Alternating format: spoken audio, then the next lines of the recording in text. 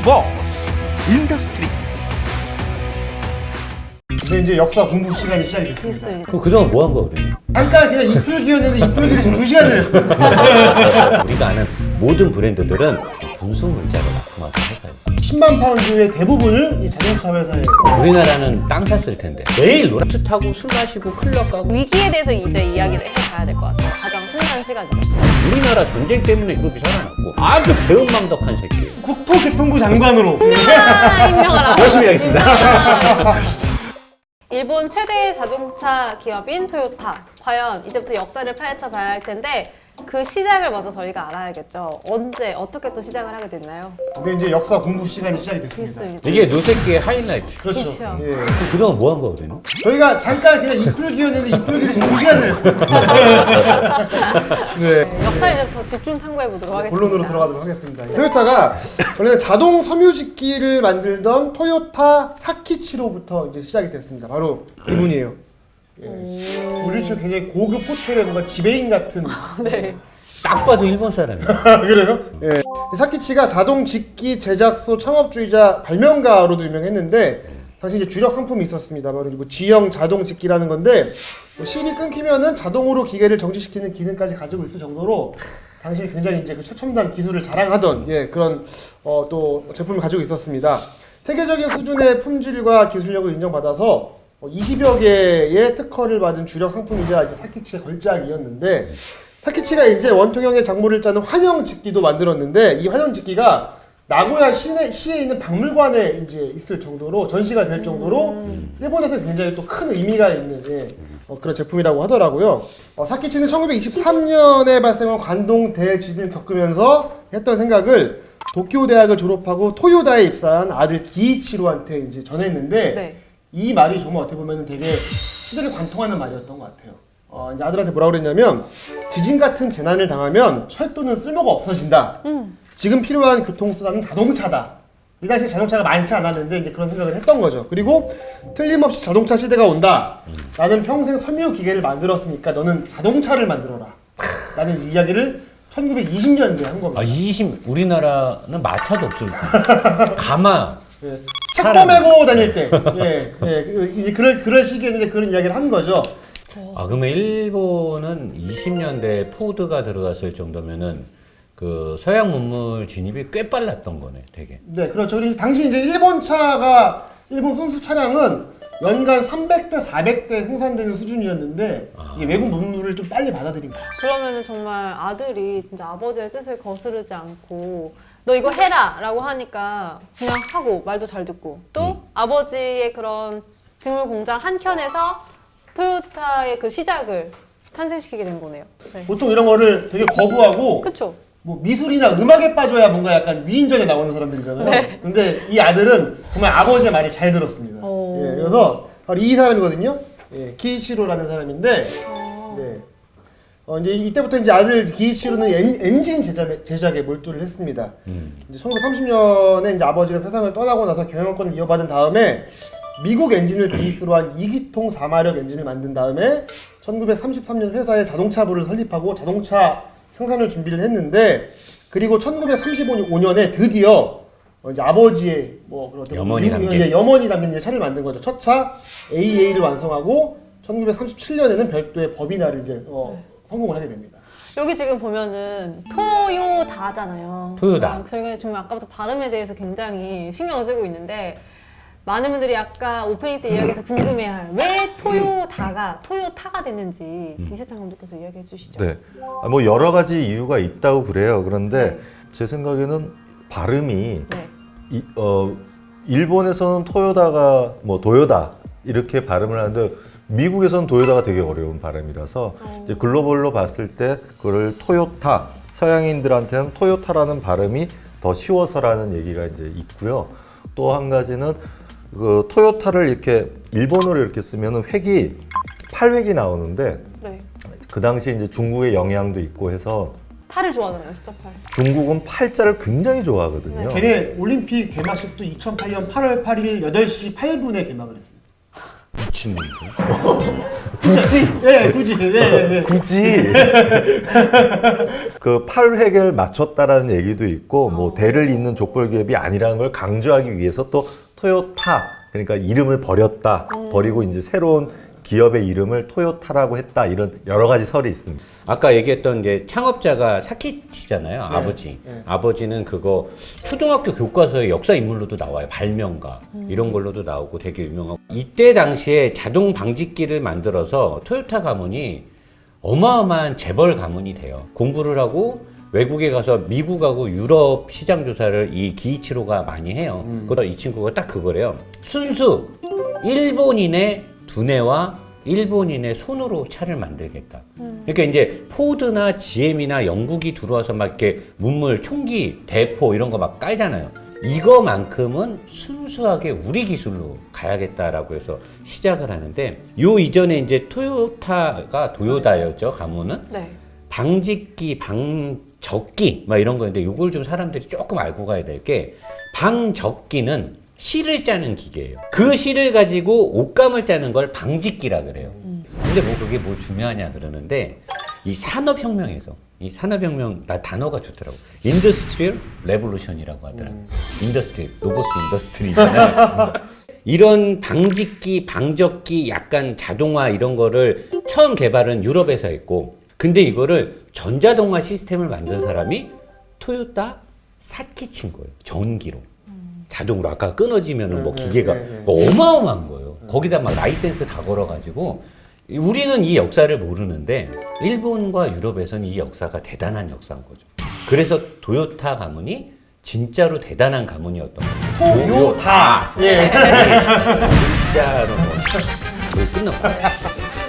이렇게 만약에 토요타 자동직기 제작소에서 자동차를 만들려면 아무래도 물론 그때 좀 빠른 문물을 받아들이면서 성공은 했겠지만 자금이 좀 부족을 했을 것 같다는 생각이 들거든요. 어떻게 그런 얘기 그거를- 왠지 김 기자가 잘할 것 그쵸, 같아요. 김 기자. 자금 부분. 자금 네. 어떻게 저는 뭐 G형 자동직기라는 건 뭔지 잘 모르겠지만 네. 일단은 이 G형 자동직기를 영국 직조기 회사에 이제 팔았는데 10만 파운드를 주고 이제 팔았습니다. 10만 파운드의 대부분을 이 자동차 회사에 투입을 한 거예요, 바로. 거기서 이제 자금을 만든 거죠. 우리나라는 땅 샀을 텐데. 그쵸? 네, 그거 근데 팔아서 땅을 사서 더 부자가 됐을 수도 아니 너무 토요타 크구나. 그렇죠. 안돼 안 되는 거야. 제대로 예, 투자를 예. 한 거지. 예, 근데 어쨌든 뭐 그 아버지로부터 좀 좋은 유산을 물려받은 건 사실인데 그래서 이 자동직기 회사랑 자동차 회사가 정말 뗄래야 뗄 수가 없는 이제 그런 사이입니다. 그래서 이제 그 이 토요타의 엠블럼도 네. 여러 가지 의미가 지금 해석이 되고 있는데 역사하면 엠블럼 봐야죠. 네. 이거 보면은 뭐 어떤 생각 드세요? 난 저거 벌써 저 T자인가? T 저는 T 나는 그냥 아, T자인데 T. 예. 이게 왜 이렇게 타원으로 되어 있을까? 내가 항상 궁금했는데. 저는 여기 이거 보면은 늘 드는 생각이 뭉크의 절규 같다. 뭔 소리예요? 아 이렇게 모양이 약간 예, 모양이 좀 뭐야? 그렇게 생겨서 정말 그러네? 예술적 관점. 약간 좀 그런 느낌을 좀 받는데 대단하시네요. 예, 감사합니다. 예. 토요타 이제 영문 스펠링 T-O-Y-A가 이제 다 들어가 있다. 그런 해석도 있고 첫 글자인 뭐 T를 형상화했다라는 이야기도 있는데 바늘구멍이 실을 통과하는 모습을 형상화했다라는 이제 설도 바늘직기. 있더라고요. 아, 왜냐면 이게 또 맞네. 자동직기 제작소에서 만들어진 차다 보니까 네. 이렇게 바늘 이렇게 들어가는. 네. 아까 뭉크 얘기하니까 할로우 시드니 그 탈 인형도 생각이 나. 전 뭉크보다는 아까 노 사장님께서 말씀하신 일본 장군이 저런 형상이거든요. 축구 옆에 이렇게 날이 이렇게 서 있잖아요. 네, 일본 털처럼 이렇게 쇼군들 보면 있는 이렇게 해서 쫙 써 있는데 그런 느낌도 나서 근데 그 딱 명명된 게 없나 보네. 그냥 대부분이 다 추측인 거죠. 진짜요? 토요타 측에서 자기네들이 뭐 내놓고 이건 이거다라고 얘기를 안 하나 보네. 굳이 많이 궁금하지 않는 것 같습니다. 여기까지. 나만 궁금하구나. 네. 자 토요타도 당연히 저희가 또 항상 역사하면 빼놓을 수 없는 파트죠. 2차 세계대전의 그 패전 영향을 전쟁의 영향을 받았을 것 같은데 전쟁 전문가 노 사장님. 네. 그러면 지금 할 말 많은데 좀 괜찮겠습니까? 예, 아 그래요? 우리 그 시청자 여러분들이 궁금해하실 것 같아요. 네. 자, 2차 세계대전 이게 이제 일본이 얘네가 이제 태평양 전쟁을 통해서 사실은 멸망이나 멸망이라고 봐야 되는 거거든요. 태평양 전쟁을 치르면서 나라 자체도 거의 붕괴 직전까지 가요. 나라의 물가가 막 베네수엘라 거의 뺨치게 막 80배까지 물가가 오르고 뭐 먹을 거 없어서 난리 나고 진짜 이랬는데 얘네는 독일하고 좀 다르게 독일 정부는 2차 세계대전 때 군수 물자를 생산했던 그런 전범들이 나중에 다 부자가 되잖아요. 네. 그리고 막 정부에서 뭘 밀어주고 막 이렇게 주정부에서 뭐 연방정부에서 뭐 해주는데 일본은 워낙 나라가 힘드니까 정부가 기업을 도와주질 못해요. 전쟁을 패망하고 나서. 근데 이제 전쟁이 끝나고 나서 너무나 힘들어진 거죠, 얘네는. 전쟁이 끝나고 나서 거의 뭐 도산지경에 답이 없는데 이 토요타 기이치로는 사람이 좀 인간적인 게 있었어요. 돈도 많았던 재벌이고 공부도 많이 했는데 이 종업원들한테 항상 했던 말이 절대 인원을 해고하거나 이런 일은 우리 회사에서는 있을 수 없는 일이다 이렇게 했는데 누가 차를 사? 물가가 70배가 오르고 지금 먹고 살 것도 없는데 누가 차를 사요? 그리고 공장도 얘네는 폭격은 당하진 않았지만 정상 가동할 수 있는 그런 시스템도 안 돼 있고 그러다 보니까 그 당시에 종업원이 뭐 8,000명인가 있었는데 부득이하게 2,000명을 정리해고를 할 수밖에 없었고 왜냐면 주거래 은행이나 이런 곳에서 이제 돈은 뭐 상환 유예를 주고 뭐 하다 조건이 붙을 거 아니에요. 야 너네 인원 감축해라. 뭐 해라. 근데 이제 토요타 사장은 하기 싫은 거고 그런 일이 생기니까 노조 파업에 들어가는데 전례 없는 일본에서나 전 세계적인 자동차 기업에서 전례 없는 8개월간의 노조 파업이 들어가요. 8개월이면 거의 1년 동안 공장이 수도반 거잖아요. 그러면서 얘네가 그냥 아주 파죽지세로 다 작살난 거예요. 그러는 상황에서 뭐 덮친 데 겹친다고 이 스미토모 은행하고 철 만들어서 되는 가와사키. 근데 이 두 회사에서 은행에서는 상환 유예를 주지 않았고 그다음에 가와사키 제철에서는 돈을 주지 않으면 철을 주지 않겠다. 그래서 이 토요타 사장이 최근까지도 토요타는 이 은행하고 이 제철소하고는 거래를 안 했었어요. 그렇게 되다가 이제 우리나라가 전쟁이 터져요. 그쵸, 한국전쟁. 한국전쟁이 터진 거예요. 거기서 지들이 수혜를 많이 받았죠, 얘네가.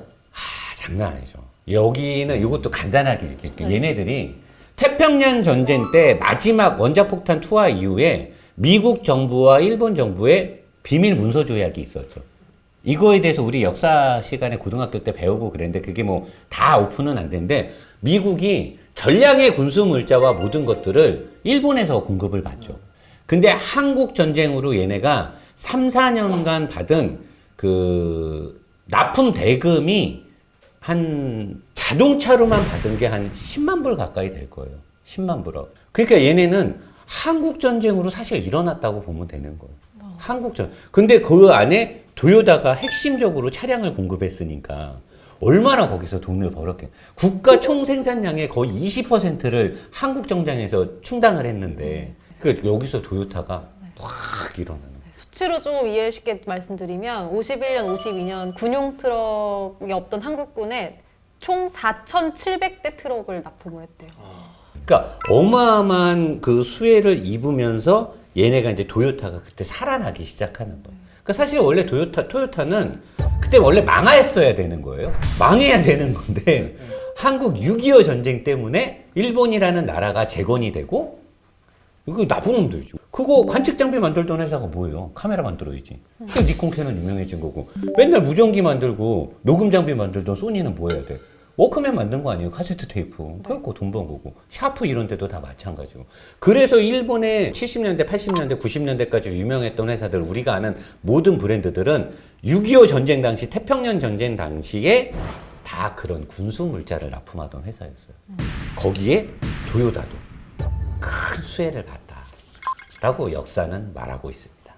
우리에게는 굉장히 이제 안타까운 역사인 이제 한국전쟁, 6.25 그러니까 전쟁 한국 전쟁만 때문에 안 났으면 사실 일본은 우리의 밥이거나 뭐 삐까삐까하거나 그랬을 수도 있는. 네, 아, 토요타의 재기에 대해서 이야기하고 있는데 참 마음이 아픕니다. 이후에 그렇다면은 뭐 재기에 성공한 토요타가 어떻게 또 성장을 했는지 하나씩 짚어가 보죠. 네, 일단 1955년과 57년에 각각 크라운 그리고 코로나로 이제 성장을 하게 됐는데 네. 이 두 모델은 60년대 중반에 이제 대우 자동차의 전신이죠. 신진 자동차가 우리나라에 도입하기로 했었습니다. 1959년에는 이 토요타보다 20년 선배인 닛산보다 2년 반 먼저 승용차 전문 공장을 열면서 대량 생산 체제를 갖추게 됐는데 섬유 짓기도 그렇고 가문 자체가 뭔가 대량 생산에 일가견이 있는 그런 생산 방식. 그런 가문인 것 같아요. 그리고 1966년에 발표한 소형차 코롤라로 닛산을 누르고 일본 최고의 자동차 회사로 각광을 받게 됩니다. 근데 이때도 원래대로면은 아까 뭐 우리나라에 들어왔다 그랬죠. 신지대로차. 신지대로. 네. 근데 이 당시에 해외의 이런 역사를 보면 이 정도 거래면 기술 이전을 원래 해요. 근데 토요타는 안 했어요. 우리나라의 기술 이전을 안 해요. 돈만 받고. 비즈니스 관계로만 본 거죠, 그냥. 비즈니스도 아닌 거예요. 그냥 호구로 본 거예요. 호구 하나 잡은 거예요. 그냥.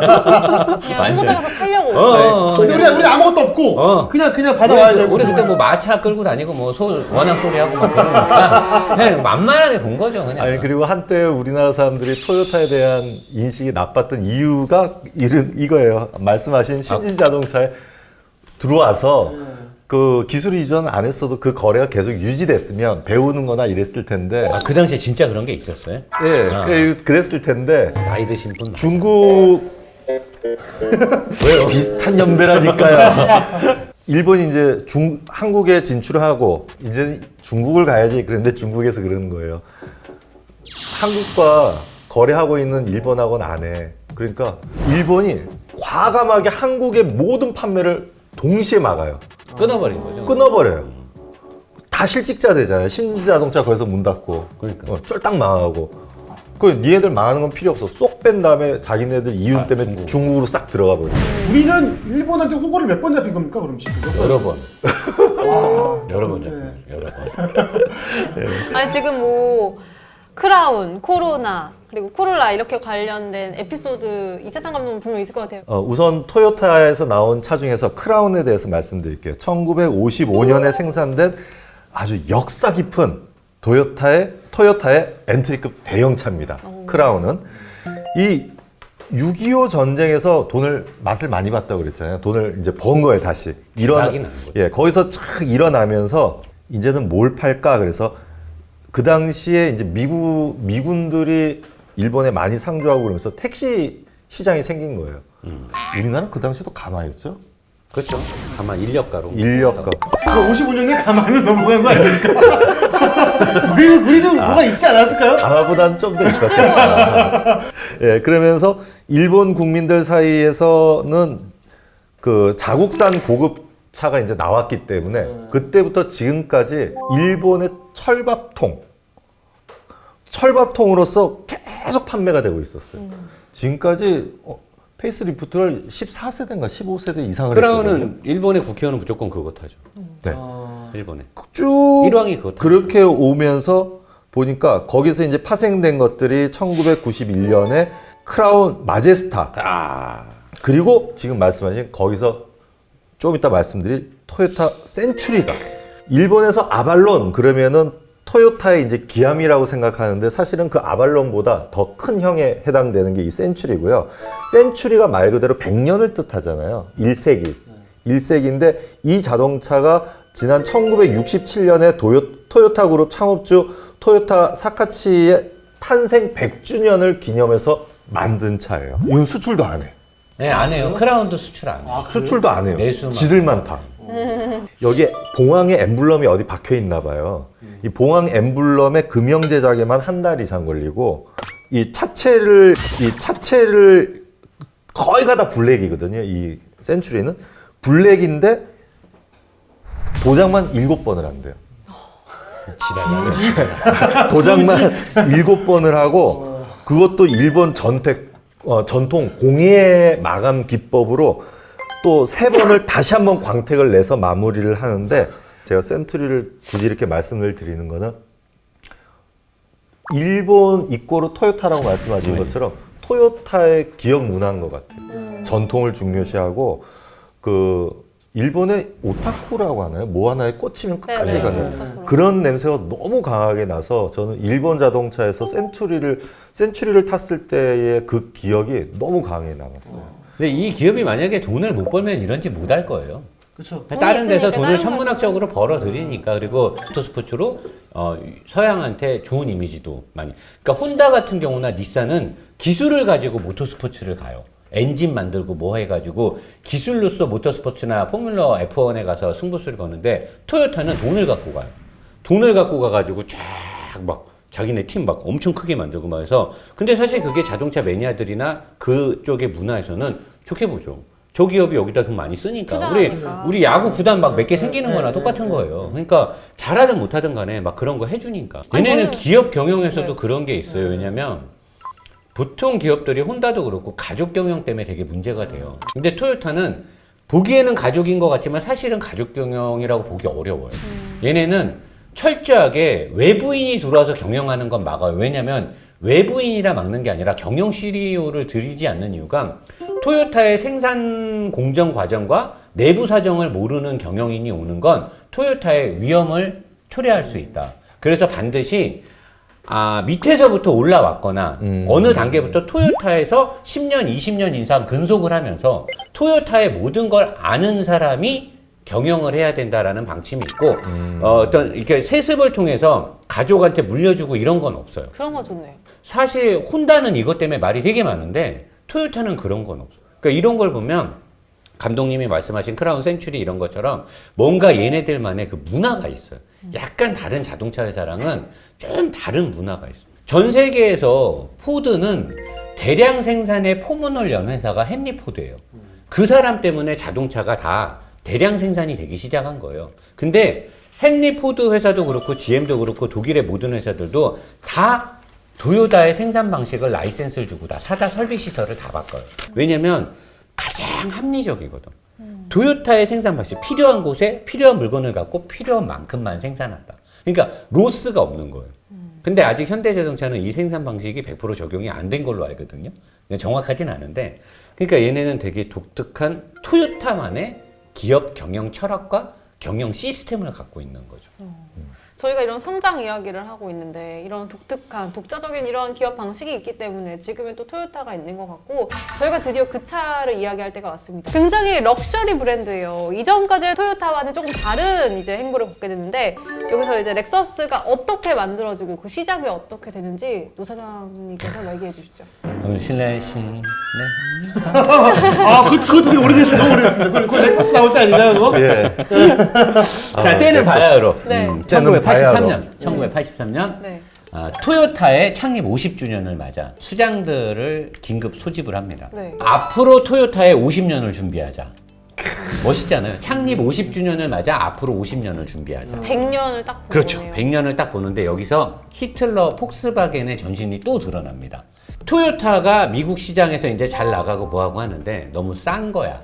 우리가 미국 시장에 선빵을 날렸고 시장 점유를 하고 다 좋은데 이 제작 마진이 너무 안 나오는 거야. 그리고 이대로 가다가는 우리 토요타의 브랜드가 싸구려 브랜드로 갈 수밖에. 지금 현대의 가장 큰 고민이 이거거든요. 그렇죠. 현대는 지금 이게 탈피가 안 되고 있어요. 제네시스 미국에서 안 먹히니까. 그래서 얘네가 어떻게 할래? 그러면 고급 브랜드를 만들자, 뭐 고급 차를 만들자 막 말이 나왔을 거 아니야. 얘네가 딱 생각을 하는 거야. 토요타로 비싼 차를 만드는 건 안 돼. 안 되니까 비싼 브랜드를 아예 새로 만들어 이런 거. 그러면서 이제 렉서스라는 브랜드를 만드는 거를 착안한데 이게 다큐 프로그램이 있어요. 저도 그걸 보고 한 건데 일본 안에 토요타의 임원들 중에 가장 외국을 많이 갔다 왔다 하고 외국말을 잘하고 외국에서 대학을 나오고 이런 애들 기술자, 연구진, 디자이너 다 해서 20명에서 몇십 명을 선출을 한 다음에 유급 휴가에 엄청난 보너스를 주고 다 미국에 보내요. 그것도 막 비버리 hils부터 해서 당대 미국에서 부자 동네들에. 네. 그리고 거기에 이민을 보내버리는 거. 그리고 돈 싸들고 가서 이민해서 거기에서 금융회사나 이런 데 들어가서 미국의 부자들하고 그냥 놀아. 매일 놀아. 트 타고 술 마시고 클럽 가고 너란 백마 딱 그러면서 막 백마랑 데이트하고 막 그렇게 놀면서 얘네들이 갖고 와야 되는 데이터는 딱 하나야. 미국의 부자들이 원하는 문화가 뭐냐. 그들이 원하는 차는 뭐냐를 알아갖고 와라. 그래서 굉장히 많은 돈과 여유와 치밀한 전략으로 미국 시장의 럭셔리 문화를 현장에서 발취해 오도록 하는 거예요. BMW나 아우디나 벤츠를 타면서 느꼈던 불평불만들을 이 사람들을 통해서, 그러니까 어떤 리서치 회사의 조사가 아니라 자기가 그 삶에 들어가서 S클래스를 타고 포르쉐를 타면서 이 사람들이 진짜 원하는 럭셔리카가 뭔가를 캐치를 하는 거예요. 그래서 벤츠나 BMW나 이런 거만큼 완벽하게 고성능이 나올 필요는 없다라는 걸 얘네가 딱 알아요. 그들이 원하는, 일단 고장이 안 나야 되고 조용해야 되고 살짝의 연비는 받쳐지면서 차는 커야 되고, 그 다음에 디자인 딱 해갖고 렉서스를 딱 4,000명을 투입해가지고 개발하는데 4,000명을 투입해요. 그래갖고 처음에 딱 나온 게 LS400을 만드는데, 이게 나올 때까지도 450대의 시제작 차를 만들어서 계속 테스트를 해요. 4,000명을 투입해가지고. 일본이 정교해요, 그런 거 진짜. 그래서 렉서스라는 브랜드가 탁 해서 대박이죠. 그러니까 바로 닛산에서도 인피니티 딱 만드는 거, 혼다에서도 어큐라 딱 만드는 거, 다 따라하는 거. 그 현대에서 이제 뒤늦게 90년대 말에 현대도 제네시스 딱 망했잖아. 제네시스는 안 되고 있잖아. 그러니까 제네시스가 우리나라에서는 제네시스 전에 에쿠스를 먼저 그렇게 안 됐죠. 했잖아요. 안 됐죠. 그러니까 이게 현대는 그거를 보고 따라한 건데, 근데 일본만큼 정교하고 치밀하지가 않았던 거예요. 렉서스는 그렇게 치밀하게 탄생한 브랜드. 그리고 절대로 토요타라는 말을 절대 못 넣게 했어요. 아예, 그러니까 미국 사람들 중에 일반 사람들은 렉서스가 토요타 회사인지도 몰라요. 저는 몰랐어요. 네, 그냥 새로운 회사인 줄 알아요. 아예. 그렇게 만든 거. 저도 토요타인지는 모르고 네. 저 롯데리아는 뭐지? 약간 예, 그런 생각이 좀 드는. 저 롯데 차는 뭐지? 이렇게 롯데 리아요? 왜냐면 L 그 모양이 되게 롯데리아 같이 생겨가지고 저 롯데리아는 뭔데 자꾸 저렇게 차가 나오나. 나 김 기자는 방송에서 처음으로 콧물이 흘렀네. 그런 생각이 좀 들기도 할 정도였는데, 그래서 차량 이름 뜻도 뭔가 좀 멋있게 좀 그것도 의미 외국에서 있게, 나온 무슨 이름을 변형시켜서 만든다. 의미 있게 지은 건 줄 알았는데 알고 봤더니 별 뜻이 없어요. 어떤 뜻인가요? 이게 80년대 방영된 미국 드라마 다이너스티라고 있는데, 여기서 네. 나오는 배우의 극중 이름이 알렉시스였어요. 근데 이 알렉시스는 외국에서 많이 쓰는 이름이잖아요. 여기서 알 뺀 거? A를 빼보자. 렉시스 괜찮다. 우리 이걸로 하자라고 하다가 그리고 렉시스보다는 렉서스가 좀 어감이 낫지 않냐? 그래서 렉서스가 됐다고 하더라고요. 얘네 차 이름은 다 별로 의미가 없네. 뭐 마음대로 자기 마음대로 짓는 거예요, 그냥. 그리고 이게 왜냐면 뉴욕의 이미지 컨설팅 회사에서 이 당시 이제 차량 이름을 놓고 좀 고민을 많이 했대요. 당시 나왔던 후보가 뭐 벡터, 베론, 샤파렐, 칼리버 뭐 이런 거였는데 무려 219개 이름이 있었는데 그 중에 뜻없는 렉서스가 결국 이제 그 당첨이 된 거죠. 이제 뜻보다는 이제 발음과 고급스러운 막연한 이미지로 이제 브랜드명을 선정을 했는데, 하겐다즈도 참고로 아무 뜻이 없대요. 그래? 네, 그냥 뭐 어감이 좋고. 창립자 이름 아니고? 아니요. 그냥 부르기 좋아서. 하겐다즈. 네. 근데 아무튼 렉서스는 그 미국 시장을 철저하게 잠식하고 미국 시장의 고급차를 팔기 위해서 생산도 미국에. 그래서 미국에서 철저하게. 생산하고 일본 안에서 렉서스를 살려면 미국에서 수입을 해야 돼요. 일본에서는 렉서스 생산을 안 해요. 미국에서 다 생산. 토요타가 일본 판매 조직이 굉장히 독특하던데요? 네, 되게 독특하게 돼 있어요. 깜짝 놀랐어요. 토요타는 각 자동차 매장마다 파는 게 다 따로예요. 다 따로 쪼개져 있어서 같은 토요타를 이 매장 가서 같은 토요타 계열이니까 사주시오. 못 사게 돼 있어요. 노조와의 그런 문제로 판매와 생산과 이런 걸 다 분리시켜요. 그러면서 이제 판매에 관한 뭐 대리점이라고 말하기 뭐하고 판매 공급처라든가 판매처들이 이제 사업자들이 다 따로따로 나면서 그 판매처들이 달라지고, 그 다음에 이제 대리점마다 차종을 달리 파는 것도 판매 전략이에요. 토요타의 생산 방식에 대한 토요타의 3시간 넘게 토요타라고 했는데 왜 안 되는 거야? 토요타라고 왜 안 되는 거야? T가 아니라 T인데 왜 D라고 발음하십니까? 아니 그러면은 코요테 어글리는 왜 미국 애들은 코요리 어글리라고 하는데? 아니 근데 노메이로. 우리나라에서는 노메이로. 그 외국어 표기법인가 뭔가로 토요타로 정해졌더라고요. 토요. 방송하면서 토요타. 너무 아니, 힘들잖아 토요타. 지금 토요타. 발음 때문에. 아무튼 토요타가 근데 약간 생산 방식에 대해서만 노하우가 있는 게 아니고 판매 전략에서도 별도의 노하우를 갖고 있는 회사다. 제가 소비자들한테 말해주고 싶은 게, 자동차 회사가 이런 물건을 만드는 거 사실 이렇게 어렵지 않아요. 내가 만들면 김 기자도 금방 이 산업 스파이나 이런 거에서 만들 수는 있어. 가장 중요한 건 뭐냐면, 내가 이 차를 먼저 팔기 시작하면 팔면서 만들면서 쌓이는 데이터도 있지만 이 차를 수십만 수백만 명한테 팔면 이 사람들이 타면서 AS 센터에 들어올 거 아니에요. 문제가 있고 뭐하고. 여기서 쌓이는 이 백데이터인 거예요. 그러니까 지금 이거를 전 세계 어떤 브랜드들도 토요타의 하이브리드 시스템이나 전기 시스템을 감히 앞지르기가 되게 어려운 거예요. 얘네 지금 차 얼마나 팔았는데. 이 90년대 중반부터 팔았으니까 얼마나 팔았겠어. 이 데이터를 무시를 못하는 거죠. 그러니까 지금 유럽하고 미국하고 우리나라 브랜드가 속된 말로 존나 짜증나는 거야. 진짜 속된 말로 존나 짜증나는 거야 지금. 네. 이것 때문에. 자, 이렇게 쭉쭉쭉 저희가 토요타의 성장 이야기를 하고 있는데, 물론 뭐 쫄라 짜증나게 하는 토요타가 쭉쭉쭉 성장을 하고 있는데, 그럼 써도 돼요? 분명히, 네? 아 여기서 써도 아니, 졸라면 일본이니까. 모르세요, 졸라면? 아니 우리 셋은 써도 되는데 이분은 그러니까. 안 되는 걸로 네. 아는데. 졸라면 모르세요. 너무 안 어울려요. 저때 폭스바겐에서 진짜요? 개새끼도 나갔어요. 감사합니다. 평상시에도 그런 말을 주로 많이 쓰시죠? 네, 많이 쓰죠. 아, 졸라면 좋아하는 아니, 근데 이렇게 성장을 하다가 저희가 어떤 자동차 브랜드를 봐도 분명히 위기가 온단 말이에요. 그 위기에 대해서 이제 이야기를 해봐야 될 것 같아요. 가장 신나는 시간이죠. 남의 불행이 곧 우리 행복이다 이런 건가요? 네. 2009년에 이제 대규모 리콜 사태가 네. 벌어지면서 토요타가 큰 문제에 빠지게 되는데요. 이제 토요타 주요 모델들이 심각한 사고를 내기 시작합니다. 급발진 현상이었습니다. 네. 안전하고 좀 도덕적인 그런 좀 브랜드 이미지를 가지고 있었는데 정말 거기에 치명타를 맞게 되는 그런 사건이었죠.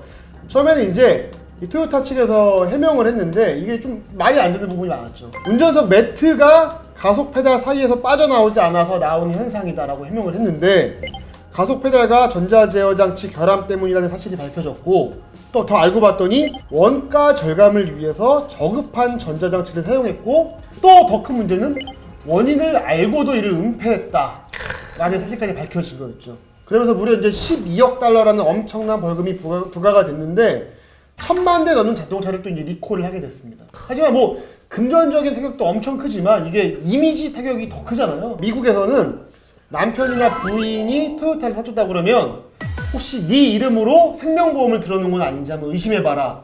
아, 보내려고? 예, 할 정도로 그만큼 이 토요타가 안전성이라든가 이 도덕적인 문제에 있어서 이미지에 큰 타격을 입은 그런 사건이었어요. 그 정도 우스갯소리 이야기가 나올 정도면 정말 이미지가 거의 바닥으로 간 그러네. 그렇죠. 요즘 우리나라 이제 BMW가 우리 피해준다 뭐 그 정도까지 간 거잖아요. 네. 주차장 따로 쓸 정도. 그러니까요. 인정을 빨리 하고 이렇게 수습을 했었어야 되는데 다른 근데 핑계 미쓰비시도 잡고 그랬고 다 이것 때문에 이제 회사가 다 날아가고 뭐 부도 나고 근데 토요타는 이걸 또 기사회생을 해요. 그러니까 이때쯤에 얘네가 아마 전 세계 GM을 누르고 아마 1위로 올라갔을 때였을 거예요. 그리고 이때 이제 위기가 오고 판매량이 감축이 되면서 폭스바겐한테 1위의 자리를 내주게 되죠. 내주게 되고 2위로 가는데 근데 똑같이 폭스바겐처럼 우리나라에서는 폭스바겐은 바우처 줬잖아요. 디젤 게이트 터지고. 토요타는 이 당시에 우리나라에서 카 매트를 바꿔줬어요. 아니 전자장비 오류로 차가 급발진 사고가 나는데 왜 매트를 바꿔주는 거야? 전혀 상관없는 그냥 뭐 어디 서비스센터에서 우산 하나 주거나 뭐가 달라요 그게. 그러니까 왜 우리나라 국토부나 우리나라 정부는 왜 항상 이렇게 우리나라 국민을 호구로 만드냐 이거죠. 이걸 우리가 가서 해봤던들 계란으로 바위치기, 계란으로 뭐 바위가 아니라 뭐 항공모함 치기잖아요. 말도 안 돼. 아니 국토부는 도대체 뭐 하고 있냐? 난 이게 이해가 안 되는 거예요. 아니 우리나라에서 그렇게 차 많이 팔았는데 우리나라 국민들은 뭐 뒤져도 되는 거? 아니 외국에서는 그렇게 벌금 때리고 막 보상해주고 그러는데 왜 이거를 방관하고 있는지 난 이해가 안 되는 거야. 그리고 제일 중요한 건 역사로 거슬러 올라가서 우리나라 전쟁 때문에 지네 나라가 살았잖아요. 지네 그룹이 살아났고 그럼 감사해야 될 거 아니야. 아주 배은망덕한 새끼예요. 저는 그렇게 생각합니다. 노은규를 국토교통부 장관으로 임명하라. 열심히 하겠습니다. 이따가 한 줄 평할 때 스케치북을 찢어버릴 것 같아요. 네. 그럼 무서운 느낌이 드네요. 자, 2009년의 위기에 대해서 이야기를 했는데 이어서 2011년에 동일본 대지진 역시 토요타의 위기에 한 몫을 했습니다. 이때 또 2011년의 위기에 대해서도 짚고 넘어가야 될 것 같은데 리콜 2년 만에 근데 다시 토요타가 세계 1위로 올라가게 되거든요. 이게 또 무슨 얘기인가요? 리콜을 그 발판으로 삼아서 얘네가 대응을 잘했다 어쩌다 이런 것도 있었고 네. 이때도 사실 유가가 비쌌어요. 그러다 보니까 다시 금방 1위 탈환하는데 이때 1위 탈환을 할 수 있었던 거는 이때 1위는 폭스바겐이 아니고 GM이었거든요. 근데 GM이 이제 미국의 빅3가 붕괴가 되면서 GM의 이제 판매 전선이 문제가 생겨서 얘네가 다시 자기네들의 판매량이 회복된 것도 있었지만 GM이 좀 위태위태했기 때문에 1위를 탈환하게 돼요. 그래서 얼마 지나지 않아서 이제 폭스바겐한테 뺏기죠. 그리고 지금 이렇게 얘기하신 미국의 정서도 그 상황도 있겠지만은 토요타가 그동안 쌓아온 이미지가 일어나는데 큰 발판이 또 됐을 것 같아요. 또 어떻게 보면 우리나라에서 폭스바겐 지금 디젤 게이트 이후에 올해 판매 1, 2위 다투잖아요. 네. 우리나라에서는. 네.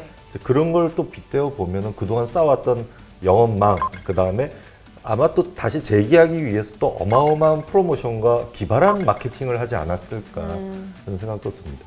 근데 얘네가 자동차 말고도 그 아이신이라든가 덴소라든가 이런 그리고 얘네가 막 은행도 갖고 있어요. 그래서 자동차 부문에 타격이 있다 하더라도 부품과 뭐 이런 여러 가지 생산과 뭐 금융까지 다 잡고 있어서 그걸로 인해서 회사가 금방 살아나지 않았을까라고 추정이 됩니다. 네, 뭐 지금 이렇게 보면은 2009년, 2011년에 몇 번의 위기가 있었지만 그 위기를 또 잘 극복하고 성장하고 이렇게 하면 위기 관리 능력이 더 더해져서 앞으로 쭉 롱런할 것 같다 이런 생각도 드는 그런 기업인 것 같습니다.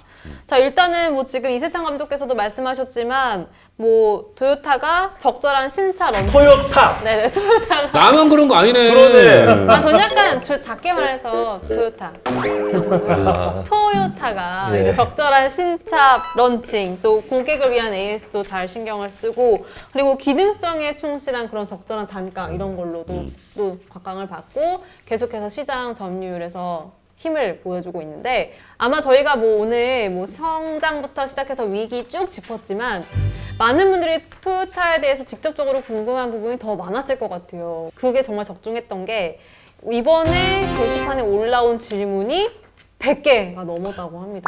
아니 어떻게 이렇게 질문이 많이 왔죠? 왜냐면 우리가 아직 폭스바겐 2부가 안 나갔잖아. 지금 2부가 안 난 시점에 네. 저희가 토요타 1편, 2편 녹화를 하고 있는데 깜짝 놀랐습니다. 원래 폭스바겐 편에서 우리가 이제 이세창 감독님께서 엄청난 선물도 주고 막 그래서 이제 나는 그게 나갔으면 이렇게 많은 질문이 오는 게 뭔가 이해가 되는데 2부가 안 나갔는데 어떻게 이렇게 질문이 많이 왔지? 그러니까 우리 이 시청자들이 무력이 있는 게 아니라 그 호기심이 있고 궁금증이 있는 그러니까. 순수한 의도라고 생각을 해야 되지 않을까요? 이제 우리가 백데이터를 모으고 있는 거죠.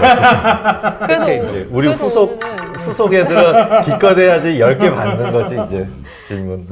그래서 오늘은 이렇게 성장 위기 쭉 역사를 한번 훑어봤으니까 여러분들의 질문을 한번 풀어보면서 좀 더 이야기를 해보는 시간으로 꾸며볼까 하는데, 질문 코너 바로 넘어가 보도록 하겠습니다. 노보스 인더스트리 게시판과 또 유튜브에 올라온 질문들 저희가 준비를 해봤는데요. 과연 오늘은 어떤 선물이 준비되어 있는지 먼저 공지를 하고 넘어가 보도록 할게요. 어떤 선물이 준비되어 있나요? 가을은 이제 데이트의 계절이기 때문에 네. 데이트를 할 때 이제 딥키스를 자신 있게 할 수 있도록 우리 메가스마일 칫솔을 아, 그럼 칫솔의 취향이 달라졌나요?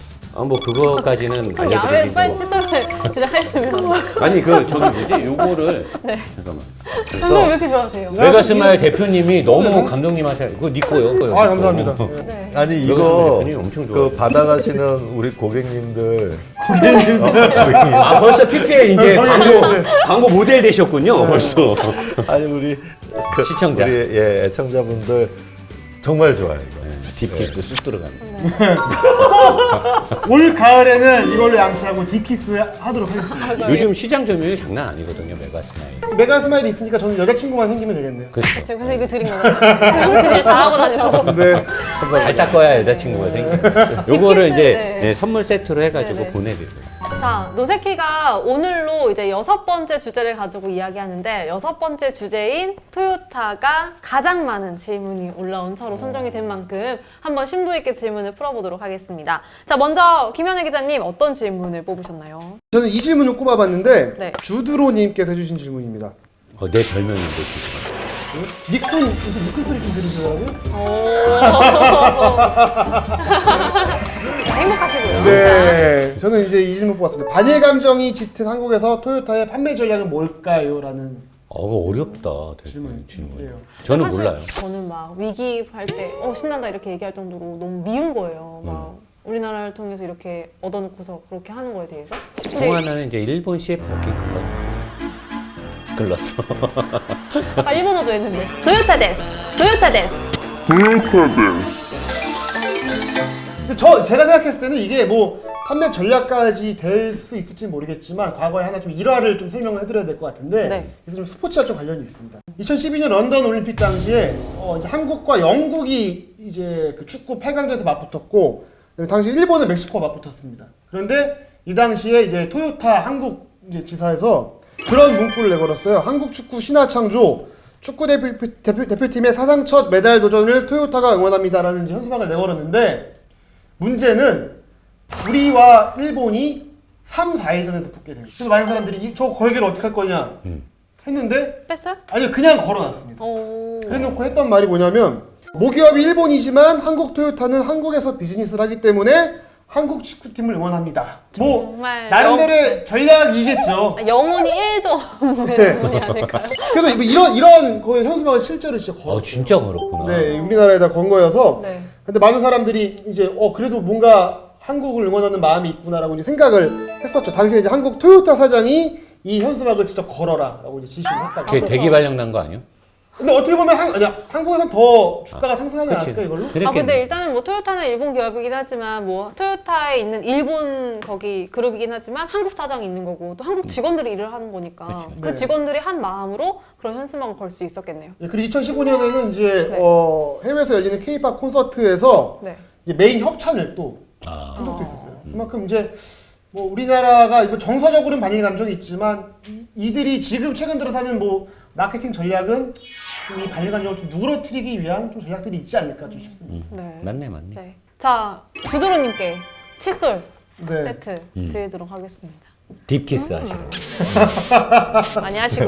자, 저는 토요타 차량을 오래 탈 수 있는 이유 그리고 토요타를 차 잘못 뽑기를 하면 정말 20년을 타나요? 뭐 이런 질문들이 있어요. 아, 잘못 뽑으면 오래 타는구나. 차 잘못 사면 정말 20년 타게 되냐? 그만큼 오래 탄다는 얘기를 하는 거예요. 그러니까 그 말인 것 같아서 이야기를 꺼내보려고 한 건데 토요타 차량을 좀 많이 타나요? 수명이 굉장히 긴가요? 세 분은 아세요?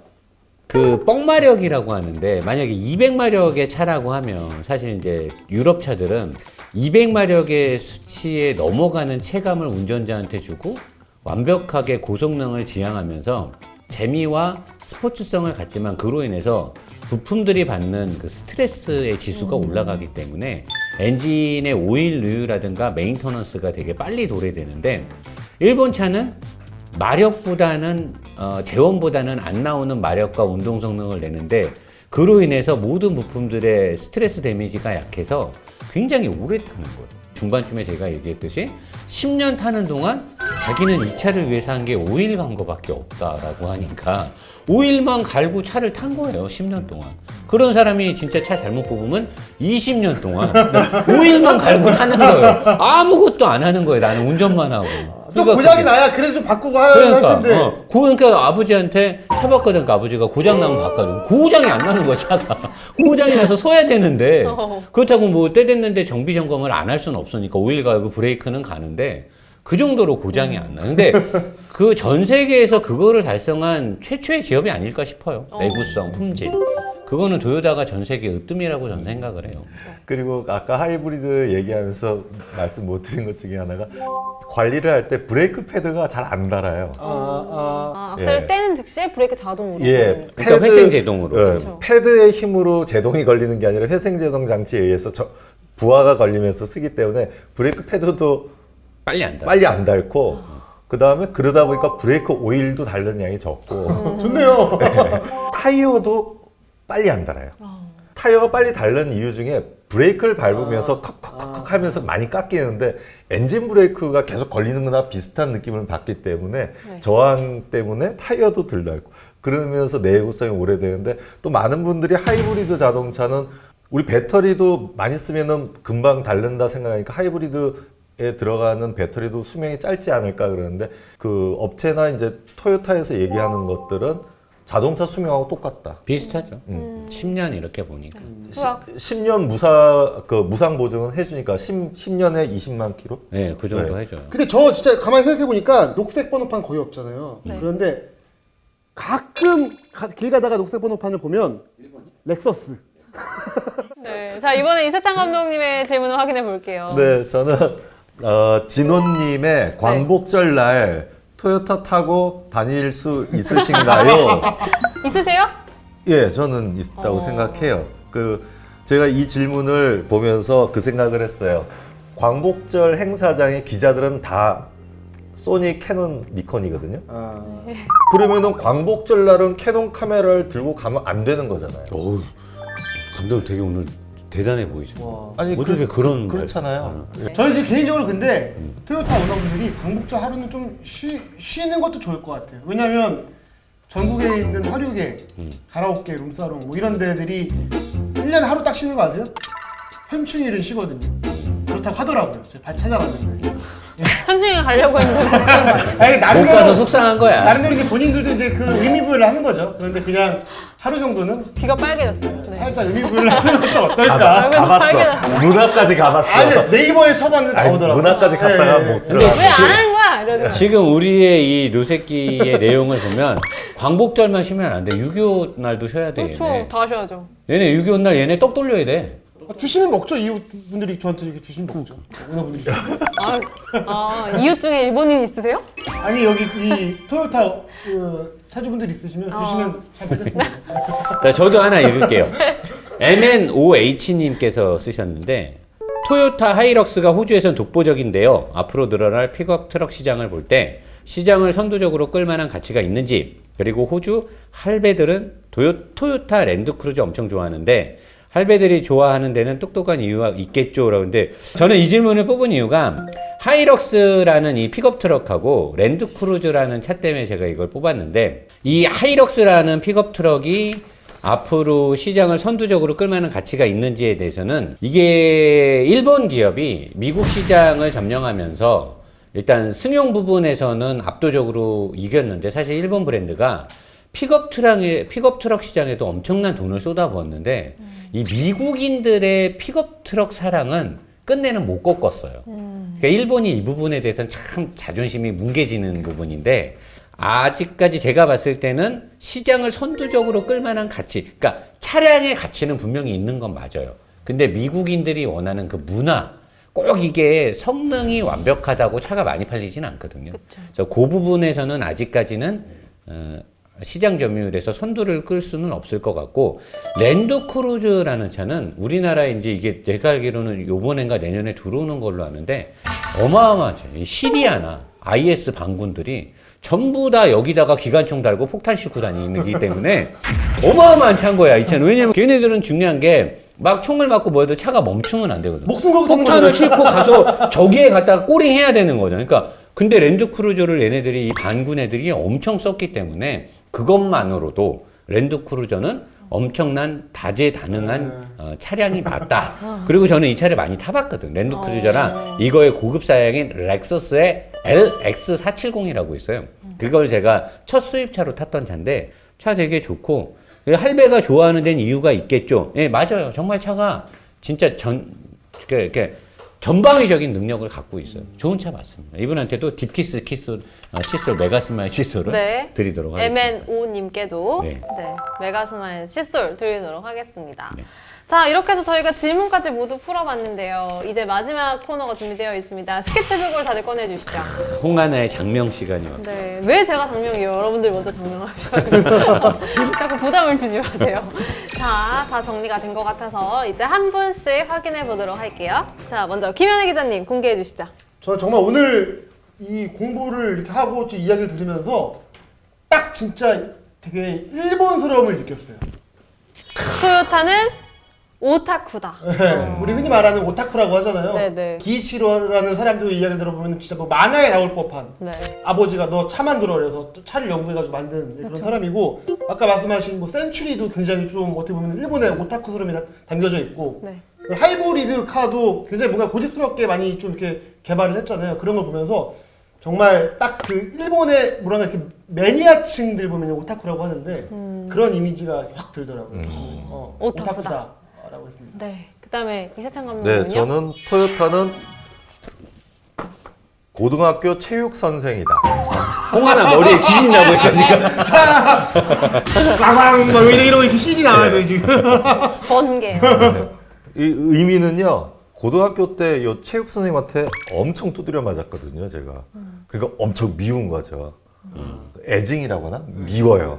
그런데 선생은 선생이라 배울 건 배워야 되는 거잖아요. 아. 예, 그러니까 토요타가 밉긴 미워요.